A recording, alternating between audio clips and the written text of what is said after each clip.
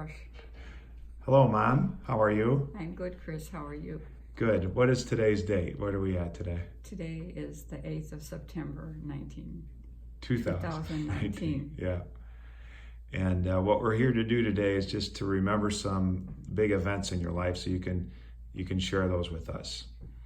Can you tell us a little bit about when you grew up and the life you had? I grew up in Northfield, and we didn't have a lot of people around us. We had my grandpa and grandma and my uncles and around there. And we had a cow when we were growing up, and I was scared of the cow. But and we played baseball. Why were you scared of the cow? I don't know. They just looked at me and I ran.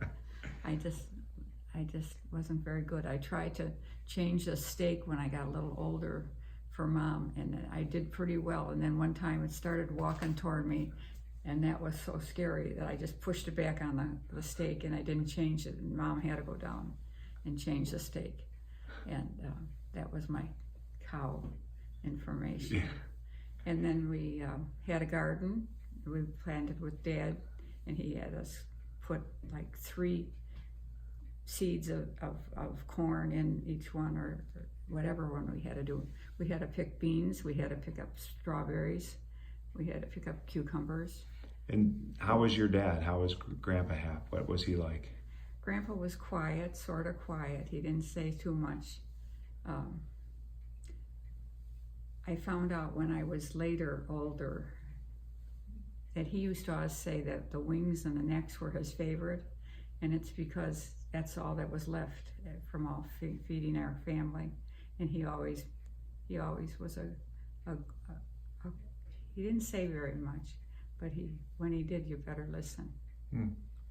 And Mom was she was such a good mom. She made our clothes.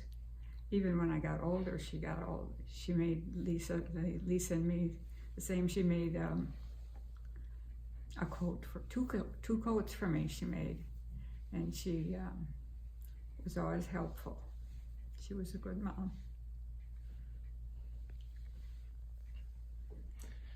And tell us about Grandpa when he was stacking up the logs.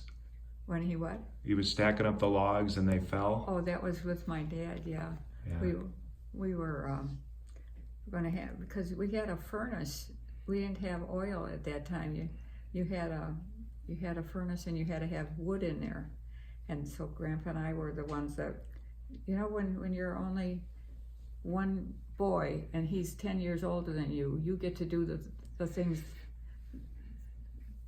that a boy would do. Right. I mean, I always helped him, I think, that way. And so we were lining all these, this wood up on the garage side. And we got them almost all up, and one came down, and the whole thing fell down. And he said, "If this is a time to swear, this is a time to swear. This is a time to swear, this is the time." And that's all we said, and we started putting right back up. That was my dad. He doesn't say much like that. We never heard any swearing in our house. Never. I never even realized that, words that close to, but I never knew that there was another word that went with it. It was just, we never swore. You never did swear. And he worked so long. He worked till he was 75, and at the tavern, and he had to bring up these big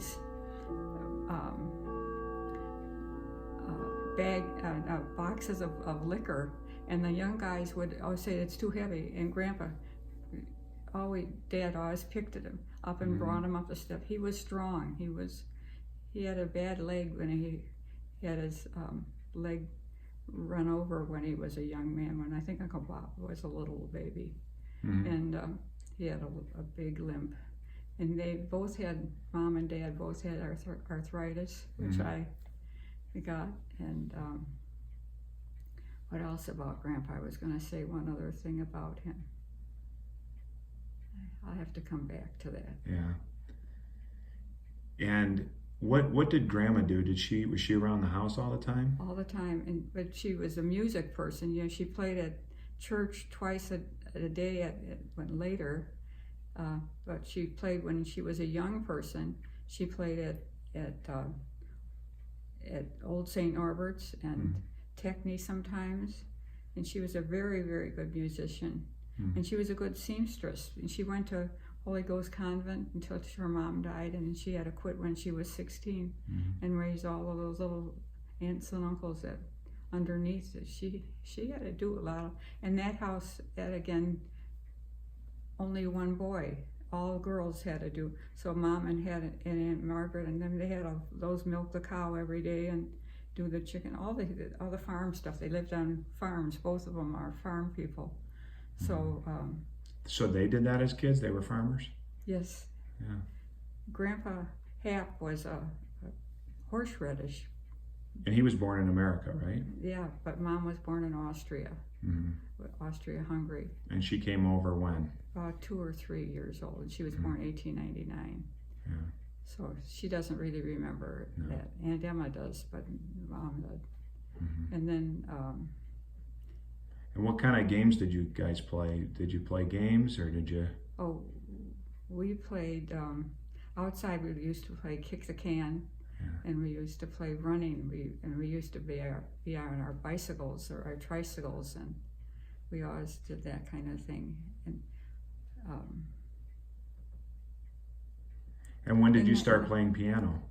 I played piano all the time. I think that I broke my arm when I was 2, standing on the piano stool. It went around and around, and I was trying to reach something, and I broke my right arm. But Dr. Lowy came, and I think we went to see him, and he put me in a cast. I don't remember anything more about it. But I played with Tooton Baker, the music maker, and I think I was 5 or 6, and I was playing. He would play on the radio, and Grandma would always have it on. And who taught you to play? YouTube or? Yeah. No, I didn't. I just listened, and I just could play. So you didn't have any lessons? Oh, I did. I started lessons when I was 2nd grade, and Sister Catherine taught me. And then I took through, that was at St. Norbert's, and then we went to Sacred Heart for 5th, 6th, 7th, and 8th, and I had a different nun there. I can't think of her name right now. And then I was entered in all these different contests. She would always put me in, and so did Aunt Irene, and yeah, that's what we. But anyhow, then I stayed on. Irene didn't do that. And then in high school, I went by Mr. Mose for two years, and then he retired, and then I. Where'd you go to high school? Mellencrot. And how many kids were in your class? We were 16 when we graduated. Yeah, we were not 16 years old, 16 in your class. 16 years in our class, yeah. And then and how was high school for you? High school was good. I enjoyed school. Were you on any teams? Oh, we didn't have teams. But I got my, playing baseball, I got stitches in my eyebrow because I was the catcher, and I was after one, and the pitcher came and her teeth went in so we had to go to the doctor, and I got a big black eye, and they were always worried in school and how I was going to do fine. So I missed the dance. We were having a dance that night. Once a year we had a dance.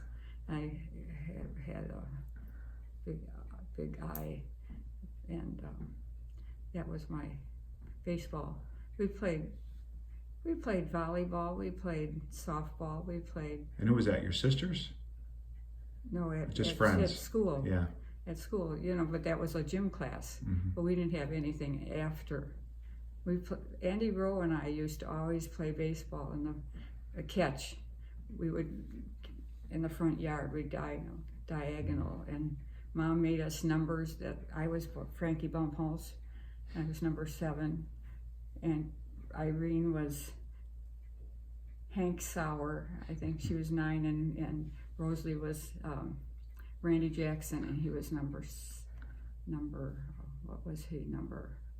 I don't remember. I was 7, 9, maybe she was 12 or 2. Anyhow, Rosalie and I always played. Irene being left-handed, she didn't like it as much. and we would pretend we were everybody who we were catching our balls. And did you have a job in high school, or were you just working at the house? Babysit. We babysit. I babysit every Friday night and Saturday night. I sat for the Gallaghers, who now are the insurance people. Oh, wow. I sat for them on Friday nights, and I sat with the McKernans on Saturday night. And I got 50 cents a mile, 50 cents a dollar. I mean, an hour. And when I went to 75 cents, the Gallaghers dropped me, because he said I would. So that was good. And then I started to work at the telephone company when I graduated high school, and I was there almost 10 years. And what about? Well, that's when you met Dad. Yeah, I met Dad. And where did you meet Dad? I met Dad at a Curcio.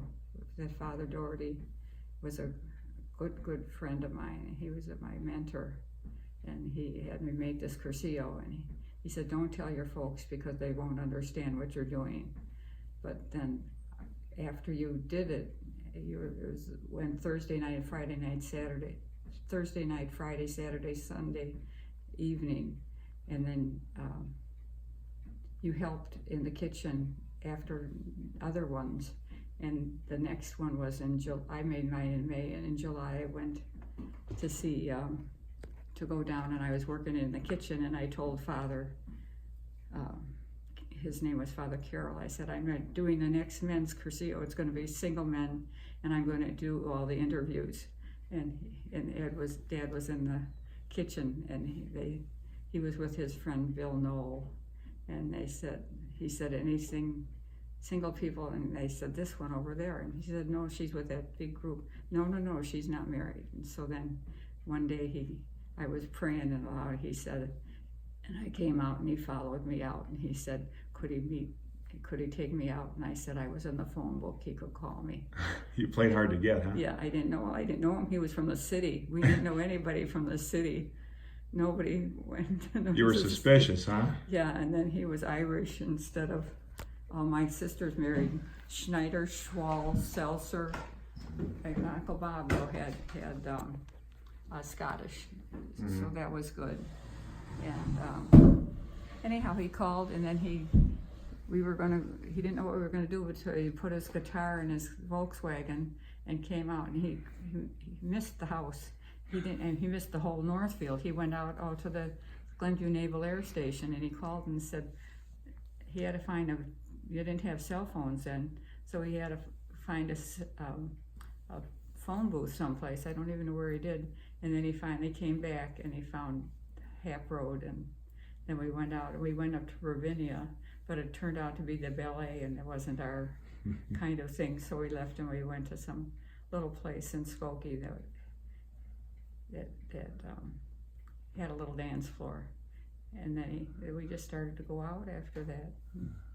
That's how so that was in July. We had our first date in August 5th, and we got engaged on March 5th of 1965, and we got married in October of 65. Wow, that was quick. Yeah, for everybody else now, but it was sort of normal. Yeah. And then we had 4 children. Yeah. Lisa, Christopher, John, and Matthew. Yeah.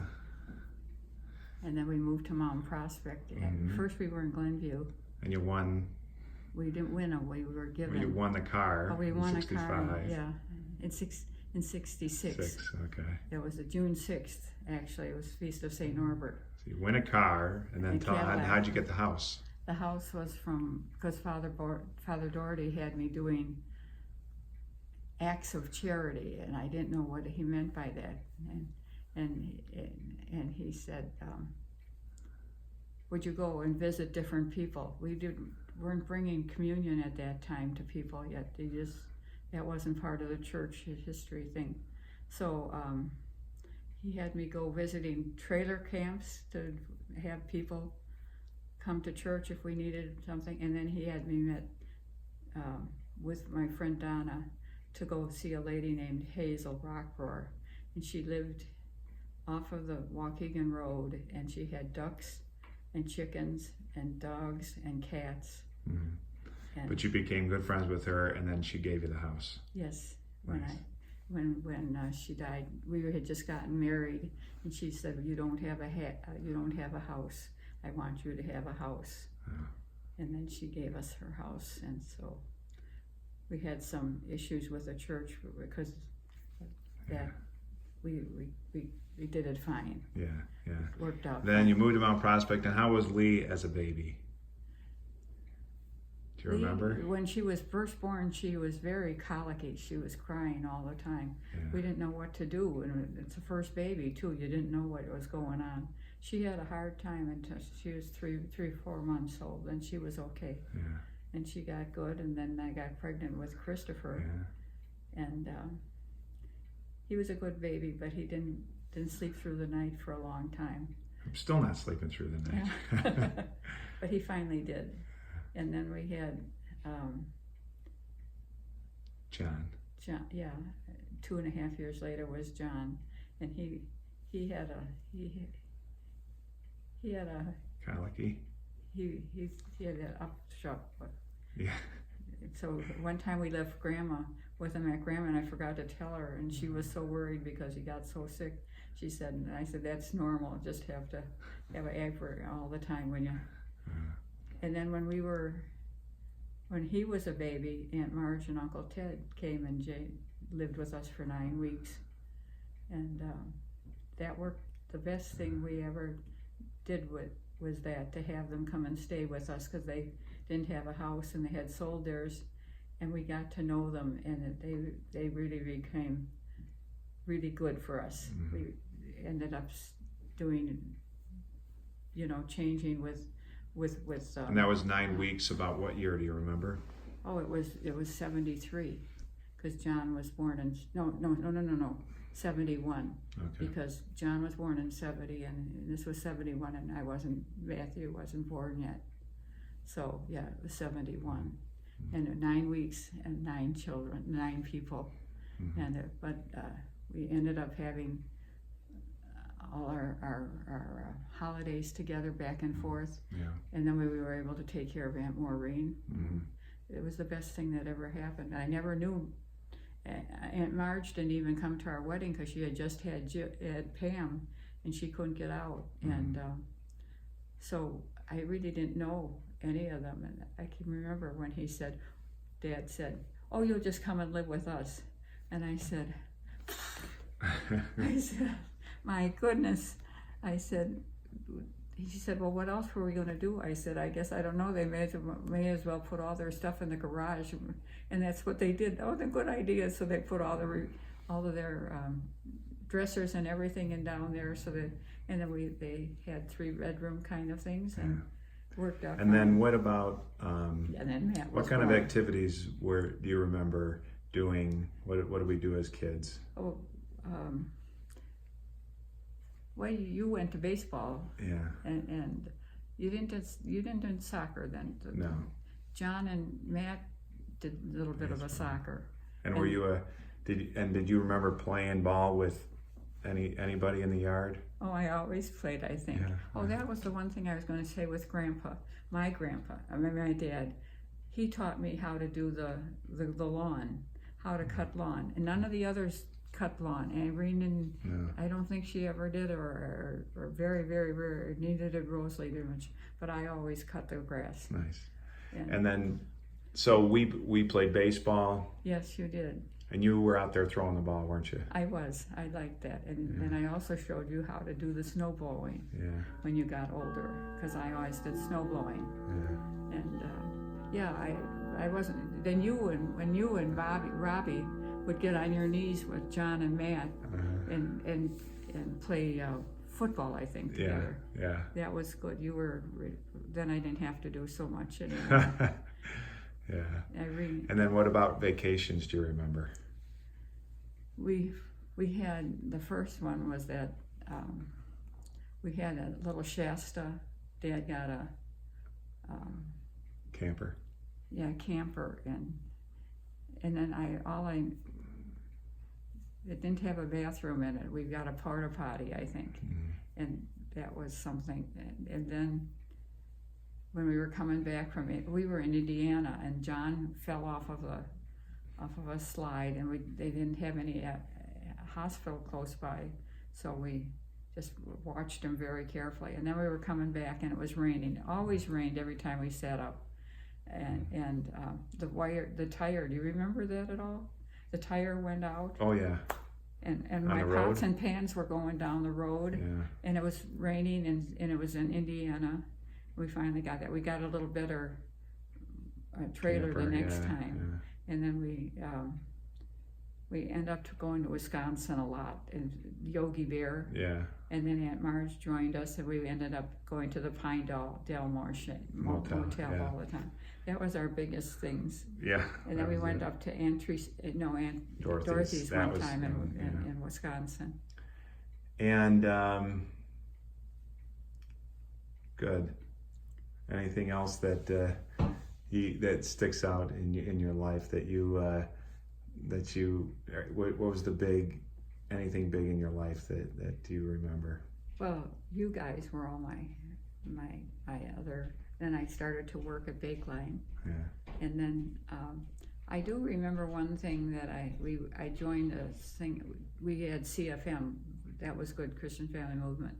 But then I went to another thing for just ladies, and they said, "What do you know?" One of the questions was, "What do you do that nobody else knows that you would like them to know you?"